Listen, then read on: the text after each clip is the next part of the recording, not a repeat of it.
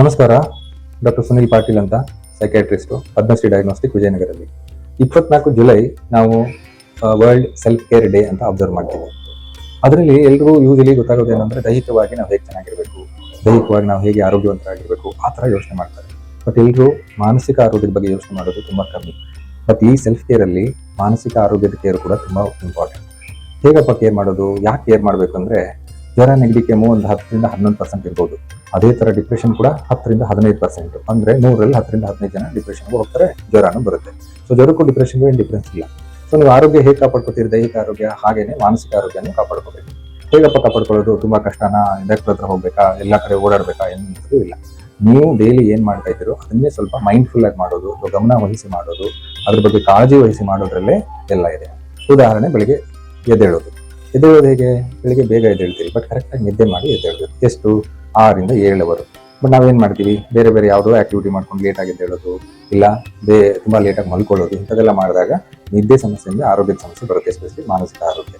ಸರಿ ಆಯ್ತಪ್ಪ, ಎದ್ದ ಮೇಲೆ ಏನು ಮಾಡ್ತೀವಿ? ಬೇಗ ರೆಡಿಯಾಗಿ ಆಫೀಸ್ಗೆ ಹೋಗೋದು, ಬಾಯಿಗೆ ಏನು ಬರುತ್ತೋ ಅದು ತಿನ್ಕೋಬೇಕು. ನೋ, ಫಸ್ಟು ಒಂದು ಹ್ಯಾಬಿಟನ್ನು ಬೆಳೆಸ್ಕೋಬೇಕು. ಒಂದು ವಾಕ್ ಮಾಡಬೇಕು, ಒಂದು 10ರಿಂದ 15 ನಿಮಿಷ. ವಾಕ್ ಎಲ್ಲಿ ಮಾಡಬೇಕು? ಯೂಶಲಿ ರೋಡೇ ಸಿಗುತ್ತೆ ನಮಗೆ. ರೋಡ್ಗಿಂತ ಅನುಕೂಲ ಇಲ್ಲಿ ಪಾರ್ಕ್. ಯಾಕೆಂದ್ರೆ ಎನ್ವೈರ್ಮೆಂಟಲ್ಲಿ ನಿಮಗೆ ಗಾಳಿ, ಬೆಳಕು, ಒಂದು ಗ್ರೀನರಿ, ಒಂದು ಹಸಿರು, ಆಮೇಲೆ ಆ ಸಾಯಿಲು, ಮಣ್ಣು, ಇದ್ರದ್ದೆಲ್ಲ ನಿಮಗೆ ಸುತ್ತಮುತ್ತ ಇದ್ದಾಗ ಮನಸ್ಸಿನ ಆರೋಗ್ಯಕ್ಕೆ ಹಿತ ಕೊಡುತ್ತೆ. ಆಯ್ತಪ್ಪ, ಅದಾದ್ಮೇಲೆ ಫಿಸಿಕಲ್ ಆಯಿತು, ಒಂಚೂರು ವಾಕ್ ಮಾಡಿದ್ರಿ, ಮಾನಸಿಕವಾಗಿ ಸ್ವಲ್ಪ ಖುಷಿನೂ ಆಯಿತು. ನಂತರ ಏನು ಮಾಡ್ಬೋದು? ಅನುಕೂಲ ಇದ್ದರೆ ಯೋಗ, ಮೆಡಿಟೇಷನ್ ಅನ್ನೋ ಒಂದು ಕಾನ್ಸೆಪ್ಟ್ನ ಅಳವಡಿಸ್ಕೋಬೇಕು. ಯೋಗ, ಮೆಡಿಟೇಷನ್ ಅಂದ ತಕ್ಷಣ ಎಲ್ಲಾನು ಕ್ಲಾಸ್ಗೆ ಹೋಗಿ ಕೂತ್ಕೋಬೇಕಂತೇನಿಲ್ಲ. ನಿಮಗೆ ಅನುಕೂಲ ಆಗೋಷ್ಟು ಒಂದು 10ರಿಂದ 15 ನಿಮಿಷ ಸಮಾಧಾನವಾಗಿ ಕೂತ್ಕೊಂಡು ಯಾವುದೊಂದು ಜಪ ಮಾಡ್ಬೋದು, ಅಥವಾ ಯಾವುದೊಂದು ಪ್ರೇಯರ್ ಮಾಡ್ಬೋದು, ಅಥವಾ ಏನೋ ಒಂದು ನ್ಯೂಟ್ರಲ್ ಆಗಿ ಕೂತ್ಕೊಂಡು ಸ್ಪೆಂಡ್ ಮಾಡ್ಬೋದು. ಅದು ಆಗಲ್ವಾ? ನಿಮ್ಮ ಮನೆ ದೇವರಿಗೆ ನೀವು ನಮಸ್ಕಾರ ಮಾಡಬೇಕಾದ್ರೆ ಒಂದು 15 ನಿಮಿಷ ನೀವು ಪ್ರೇಯರನ್ನೇ ಜಾಸ್ತಿ ಮಾಡಿಕೊಂಡು ಕಾನ್ಸಂಟ್ರೇಟ್ ಮಾಡಿದ್ರೆ ಅದೇ ಒಂದು ಪ್ರೇಯರ್ ಆಗುತ್ತೆ, ಮೆಡಿಟೇಷನ್ ಆಗುತ್ತೆ. ಓಕೆ, ಪ್ರೇಯರ್ ಆಯಿತು, ವಾಕಿಂಗ್ ಆಯಿತು, ಯೋಗ ಆಯಿತು, ನೇಚರ್ ಆಯಿತು. ಇನ್ನೇನಪ್ಪ? ಊಟ. ಏನು ಕೈ ಸಿಕ್ಕಿದ್ದೆಲ್ಲ ಆಲೂಗಡ್ಡೆ ಪಲ್ಯ ಇಂಥದ್ದೆಲ್ಲ ತಿನ್ನೋದಲ್ಲ, ಪಾನಿಪುರಿ ತಿನ್ನೋದಲ್ಲ, ಅಪರೂಪಕ್ಕೆ ತಿನ್ಬೋದು.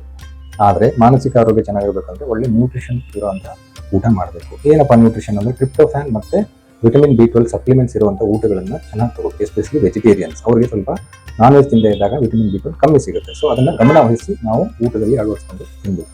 ಆಯ್ತಪ್ಪ, ಇದು ಆಯ್ತು. ಮುಂದೆ ಏನು? ಸ್ಪಿರಿಚುಯಾಲಿಟಿ. ನೀವು ಯಾವುದೇ ರಿಲಿಜನ್ ಇರ್ಬೋದು, ನಿಮಗೆ ದೇವರ ಮೇಲೆ ನಂಬಿಕೆ ಇದ್ರೆ, ಅಥವಾ ಯಾವುದೋ ಒಂದು ಹೈಯರ್ ಎನರ್ಜಿ ಮೇಲೆ ನಂಬಿಕೆ ಇದ್ರೆ 10ರಿಂದ 15 ನಿಮಿಷ ಪ್ರೇಯರ್ ಮಾಡಬೇಕು. ಪ್ರೇಯರಲ್ಲಿ ಏನಪ್ಪ ಅಂದರೆ ಅದನ್ನ ಅದು ಕೊಡು ಇದು ಕೊಡು ಕೇಳೋದಲ್ಲ.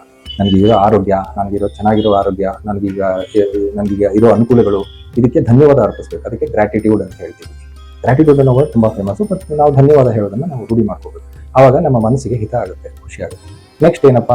ಆಫೀಸ್ಗೆ ಹೋಗ್ತೀವಿ. ಆಫೀಸ್ ರೂಟೀನ್ ಯಾವಾಗಲೂ ಇದ್ದೇ ಇರುತ್ತೆ. ಬಟ್ ನಾವು ಪ್ರಯತ್ನ ಪಟ್ಟು ಸ್ವಲ್ಪ ವರ್ಕ್ ಇಂದ ಡಿಟಾಕ್ಸ್ ಮಾಡ್ಕೋಬೇಕು.